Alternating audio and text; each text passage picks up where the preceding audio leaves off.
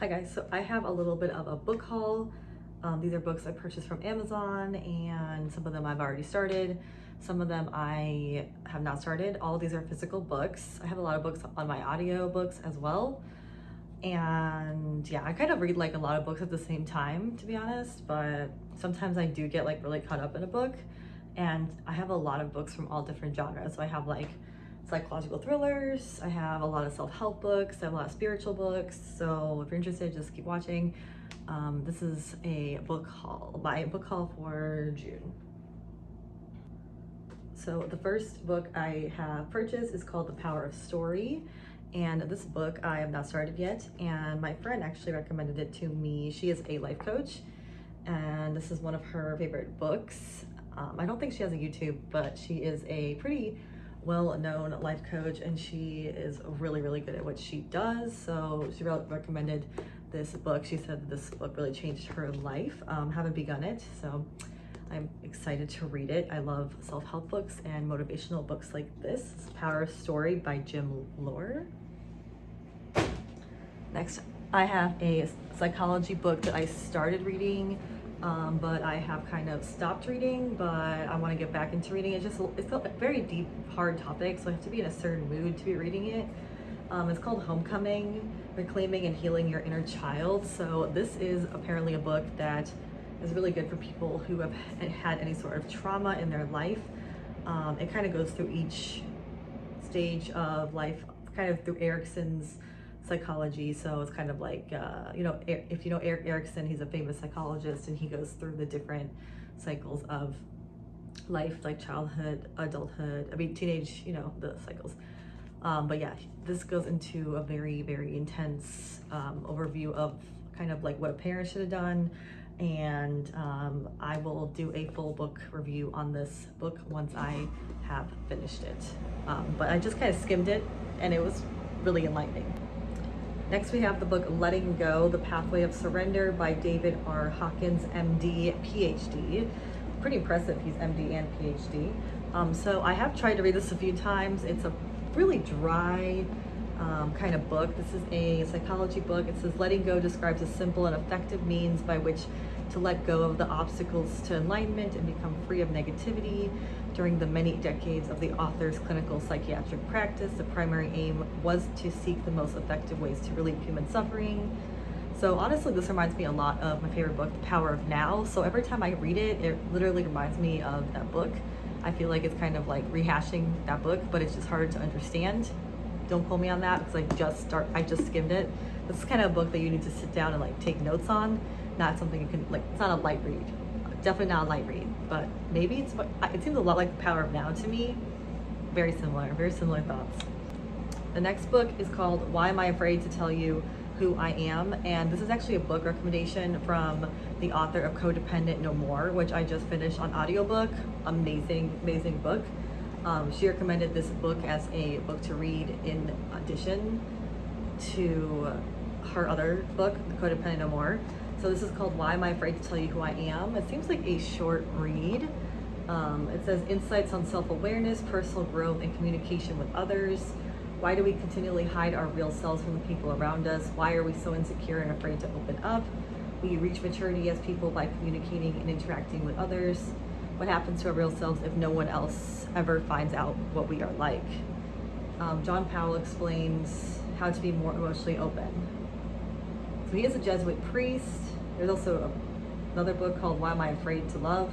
I don't really know, because it seems like, hopefully there's no like religious connotations in there. I'm not really religious, I'm more spiritual. So I don't know, I just bought this because recommendation from her, and she is a great author, and that book was very good. Next book is a recommendation from one of my best guy friends, actually. He recommended the book, The Story of My Life, Iceberg Slim Pimp. So this is kind of I guess a biography. Dave Chappelle said, in Pimp, Iceberg Slim breaks down some of the coldest capitalist concepts I've ever heard in my life. So this book is really riveting, to be honest. It has a lot of words that I don't understand. There is a glossary in the back. Every time I look in the glossary for a word I don't understand, it's not there. So that's kind of annoying. But I will say that I kind of get the general premise of what's going on, and this is a book I'm probably gonna have to read twice, if not 3 times. But I feel like this book has really taught me a lot about life. It kind of taught me a lot of like lessons that I kind of learned the easy way by reading this book instead of having to experience them. So this is a book that I will definitely do a review on, and it's going to be with some really good lessons in there, because I like books like I've never, I mean, everybody wants to know the background and like thought process of a pimp. Like, that's fascinating. Next we have some lighter reads, I guess. These are fiction books. So I'm kind of moving away from self-help into more like fiction, trying to read for fun. I'm not saying self-help books aren't fun, but like, you know, I want to like kind of like, I'm going into fiction. So this is called Verity by Colleen Hoover, and this is a New York Times bestseller.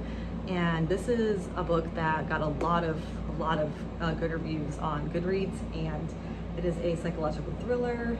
It says, Lowen Ashley is a struggling writer on the brink of financial ruin when she accepts the job offer of a lifetime. Jeremy Crawford, husband of best-selling author Verity Crawford, has hired Lowen